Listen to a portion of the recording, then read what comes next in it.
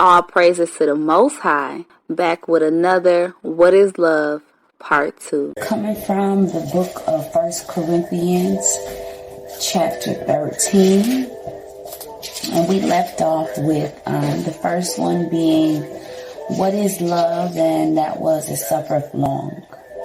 And the second attribute of love, according to 1 Corinthians 13, starting at verse 4, is kind. So 1 Corinthians 13, it states, 1 Corinthians 13 verse 4, it states, charity suffereth long and is kind. Charity envieth not. Charity vaunteth not itself, is not puffed up. So we're gonna actually start. I want to head over to Ephesians. Let me find it real quick.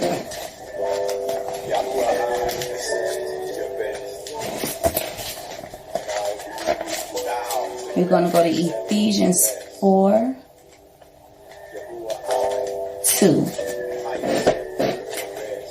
Y'all give me just 1 second.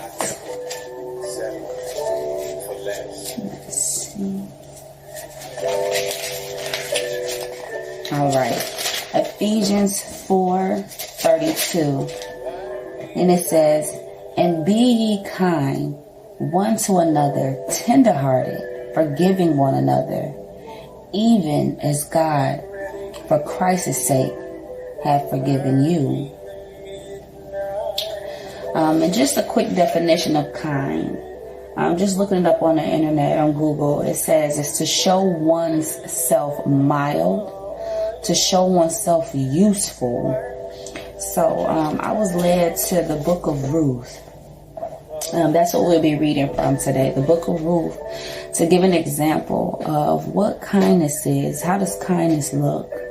So we're going to start off at Ruth chapter 1, starting off at verses 1 through 6. So y'all read along with me. So now it came to pass in the days when the judges ruled that there was a famine in the land, and a certain man of Bethlehem, Judah, went to sojourn in the country of Moab, he and his wife and his 2 sons. And the name of the man was Elimelech, and the name of his wife Naomi, and the name of his 2 sons Mahlon and Chalion, Ephrathites of Bethlehem, Judah. And they came into the country of Moab and continued there. And Elimelech, Naomi's husband, died, and she was left, her 2 sons, and her 2 sons, and they took them wives of the women of Moab. The name of the one was Ophrah, and the name of the other Ruth, and they dwelled there about 10 years. And Mahlon and Chalion died also, both of them, and the woman was left of her 2 sons and her husband. Then she arose with her daughters-in-law, that she might return from the country of Moab, for she had heard in the country of Moab how that the Lord had visited his people and given them bread. Go jump down to verse 8. And Naomi said to her 2 daughters-in-law, go return east to her mother's house. The Lord deal kindly with you, as ye have dealt with the dead and with me. Verses 10 through 11. And they said unto her, surely we will return with thee unto thy people. And Naomi said, turn again, my daughters. Why will ye go with me? Are there yet any more sons in my womb, that they may be your husbands? So we see thus far, we have Naomi, that was with her husband Elimelech, which these are Israelites, Hebrew Israelites. And Elimelech died. Naomi still had her 2 sons, Mahlon and Chalion, and they journeyed down to the country of Moab, marrying 2 women, Ophrah and Ruth. And then Mahlon, Chalion, Elimelech and Naomi's sons, they died. And so the 2 daughter-in-laws were left for Naomi. And Naomi is telling the daughter-in-laws that you can go back your way, because I have no more children in my loins. I'm of age where I could give to you for them to be your husband, for you to be their wives. Okay, we're going to continue down to verse 14. And they lifted up their voice and wept again. And Orpah kissed her mother-in-law, but Ruth clave unto her. Verses 16 through 17. And Ruth said, entreat me not to leave thee, or to return from following after thee. For whither thou goest, I will go, and where thou lodgest, I will lodge. Thy people shall be my people, and thy God, my God.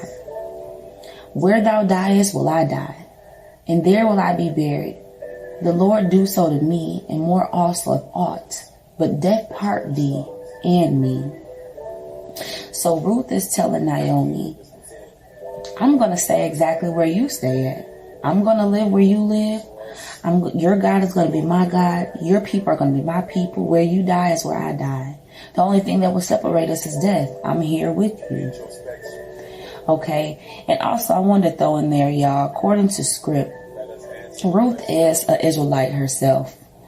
I'm not going to go through the breakdown of how she's an Israelite, because you'll see according to what you read in Ruth, it says she's a Moabitess.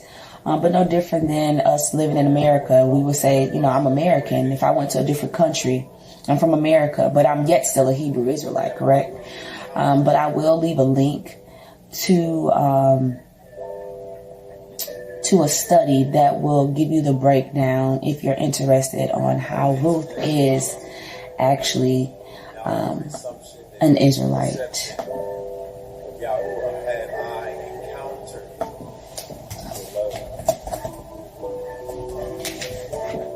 All right, we're going to continue on to chapter 2, reading verses 1 through 3, and then verses 5 through 14. And Naomi had a kinsman of her husband, a mighty man of wealth, of the family of Elimelech, and his name was Boaz. And Ruth the Moabitess said unto Naomi, let me know, go to the field and glean ears of corn after him, in whose sight I shall find grace. And she said unto her, go, my daughter. And she went and came and gleaned in the field after the reapers, and her hap was too light on a part of the field belonging unto Boaz, who was of the kindred of Elimelech.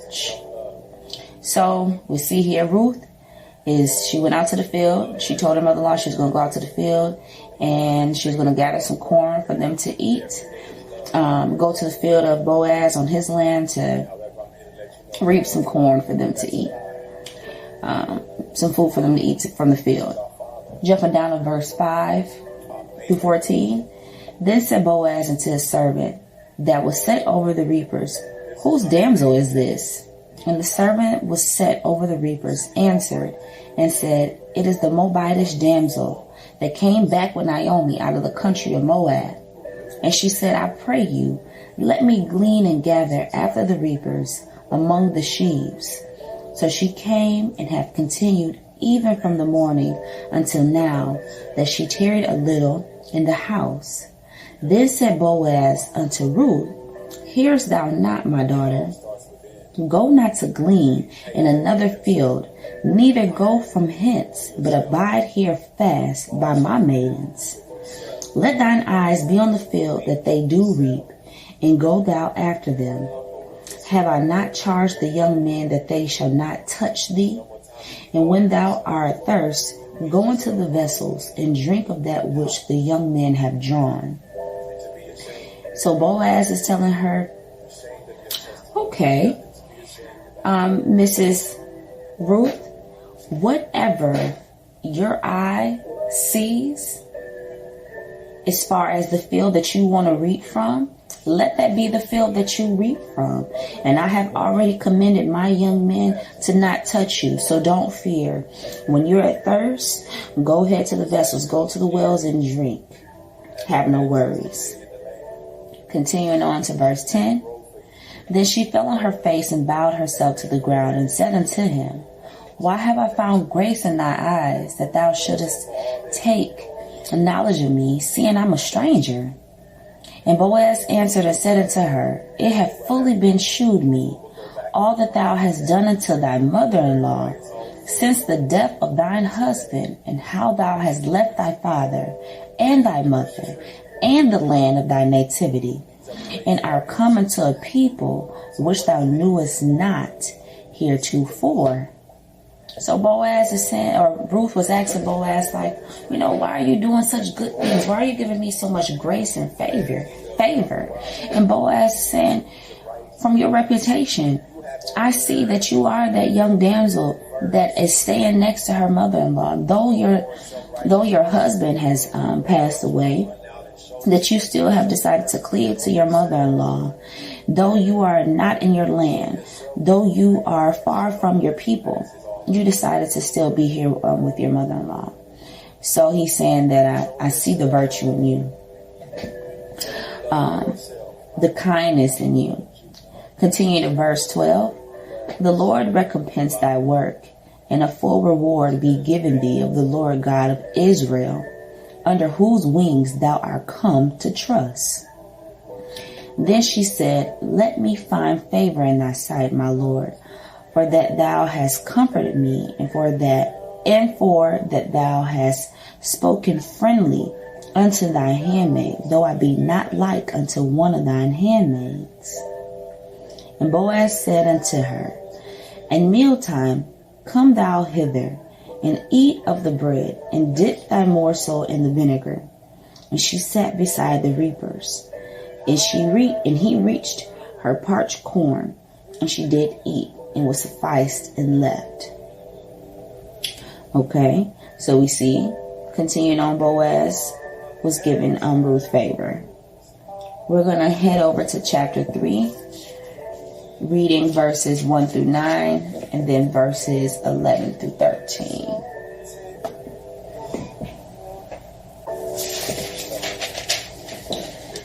Then Naomi her mother-in-law said unto her, My daughter, shall I not seek rest for thee, that it may be well with thee? And now is not Boaz our kindred, with whose maidens thou wast? Behold, he winnoweth barley tonight in the threshing floor. Wash thyself therefore, and anoint thee, and put thy raiment upon thee, and get thee down to the floor. But make not thyself known unto the man, until he shall have done eating and drinking. And it shall be, when he lieth down, that thou shalt mark the place where he shall lie, and thou shalt go in and uncover his feet, and lay thee down, and he will tell thee what thou shalt do. And she said unto her, All that thou sayest unto me, I will do. And she went down unto the floor, and did according to all that her mother-in-law bade her. And when Boaz had eaten and drunk, and his heart was merry, he went to lie down at the end of the heap of corn. And she came softly and uncovered his feet, and laid her down. And it came to pass at midnight that the man was afraid, and turned himself, and behold, a woman lay at his feet. And he said, Who art thou? And she answered, I am Ruth, thy handmaid. Spread therefore thy skirt over thine handmaid, for thou art a near kinsman.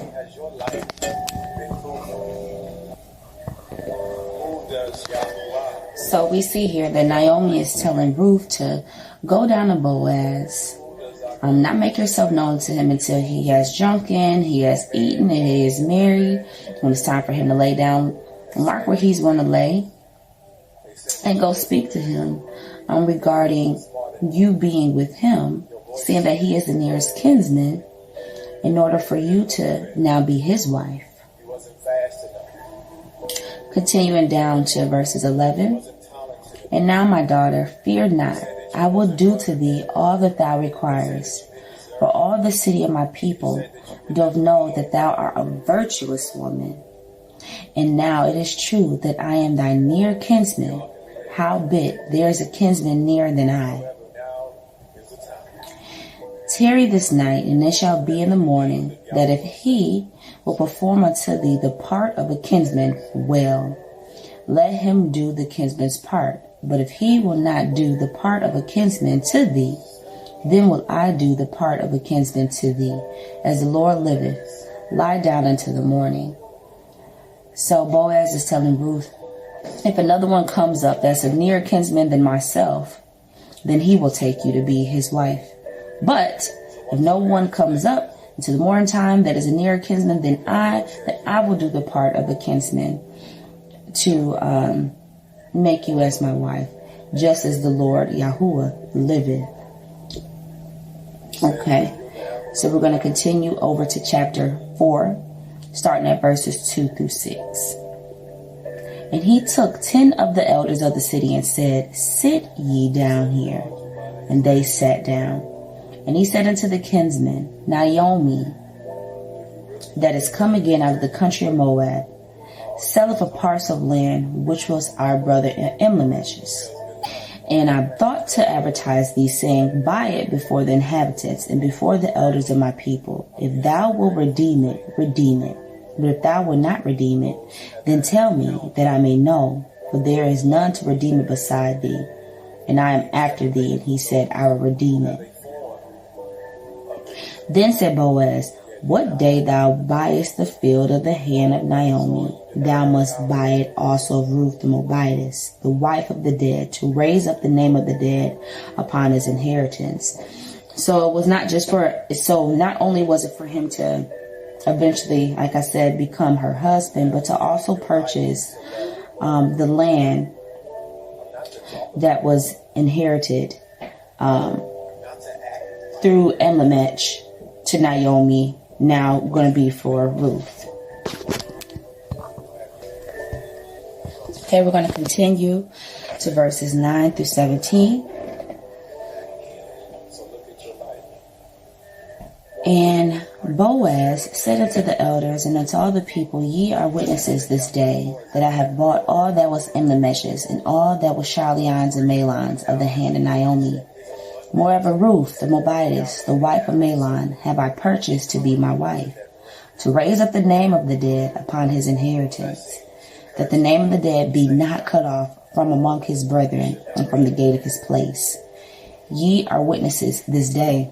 So Boaz is saying, I'm going to continue the legacy, seeing that I'm the nearest kinsman for Naomi, her husband Elimelech, being carried over to Chilion and Mahlon,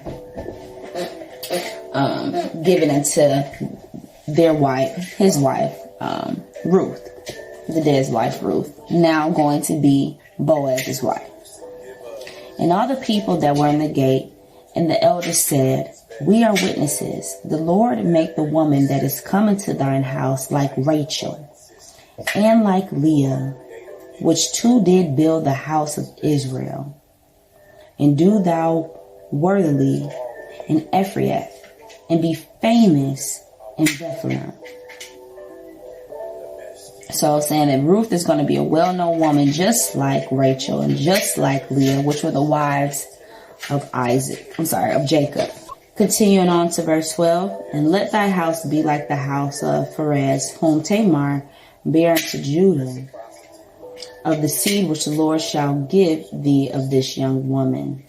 So Boaz took Ruth, and she was his wife. And when he went into her, the Lord gave her conception, and she bare a son. And the women said unto Naomi,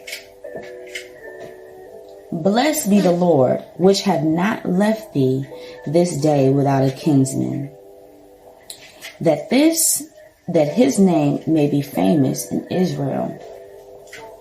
So saying that Naomi, she no longer had a male to continue the legacy, the inheritance of an Israelite, because her husband died along with her sons. But now that Ruth was given to Boaz, and the Most High blessed her to be conceived, to have a son, to bear a son, this would now be Naomi's grandchild. So the kinsman will continue. Continuing on to verse 15. And he shall be unto thee a restorer of thy life, and the nourisher of thine old age. For thy daughter-in-law, which loveth thee, which is better to thee than 7 sons, hath borne him. And Naomi took the child and laid it in her bosom, and and became nursed into it. And the women, her neighbors, gave it a name, saying, there is a son born to Naomi. And they called his name Obed. He is the father of Jesse, the father of David. And I continued on to, in verse 17. So if you see back in verses 15, it said, which is better to thee than 7 sons have borne him. So Ruth, to leave a land of your nativity, to leave your mother and father, to come to a people that you do not know, to come under a tradition that you are not used to, and to genuinely be next to Naomi through this trying time of Naomi losing her husband, Ruth losing her husband, but staying faithful to Naomi shows true kindness. Definitely being a young lady that has no children. And at the time, Naomi having no one to give to Ruth to be a husband to her. That showed true kindness. It showed true love for Ruth to say, forget all of that. I put all of that aside. Naomi, I want to be here for you. You're my mother-in-law. I don't want to leave your side. I want to be here for you and genuinely be here for you. So as the definition that I read off earlier, to show oneself self-mild or to show oneself useful, Ruth really showed herself useful to Naomi. She really showed that regardless of what we are currently going through, I'm going to be here for you. And I just thought that was a wonderful example of kindness. It's something that we need in this day and age, that we need definitely in this hour, because what's coming upon this earth in this current hour is darkness. And as children of the Most High, children of light, how are we going to overcome that? And of course, we're going to overcome that by staying committed, walking in the law, statutes, and commandments of the Most High. And what is the one thing that covers the law and the prophets? That's love. And that's why it's placed on my heart to go over this series. Been placed on my heart by the Most High to go over this series as far as what is love, because myself, I have to be honest, myself, growing up, we say I love you to mommy, to daddy, to brother, to sister, to cousin, to whomever. It's just a natural word that we, as human beings, as mankind, that we use. But as we get deeper in this walk, we realize what we know, what we want to know, is it correct according to the word? And so for myself, coming across 1 Corinthians 13, it only showed me myself that though I use this word, am I using it? Am I living in it according to script? 1 Corinthians 13. When I say I love somebody, do I complete all these attributes that's listed in 1 Corinthians 13? And that was a hard pill to swallow. But just as we all know, the word cuts, and we rather let it cut in order for us to be healed by the Most High, to be greater in Him, versus being so ashamed that we walk in the life of shame, which only leads to damnation. So it's for us to really dig deep into what is love according to the script, 1 Corinthians 13, so we can walk in this, because that's the people that the Most High is coming back for, those that abide in His love. Because He said, if you love me, you keep my commandments. But if we don't know what love is, then how can we effectively keep His commandments? Because we know the 2 greatest commandments, according to His word, He says to love me with all of your might, your heart, your strength, and to love thy neighbor as you love thyself. But once again, if we don't know what love is, how to truly be effective in what love is according to the Most High's will, how can we do that? And this is speaking to not just y'all, this is speaking to myself as well. So I'm taking y'all on this journey with me. All praise to the Most High for us to really dig deep into loving how the Most High wants us to. So y'all willing, y'all, our part 3 of What is Love will be Envy If Not. So y'all will. Until then, love,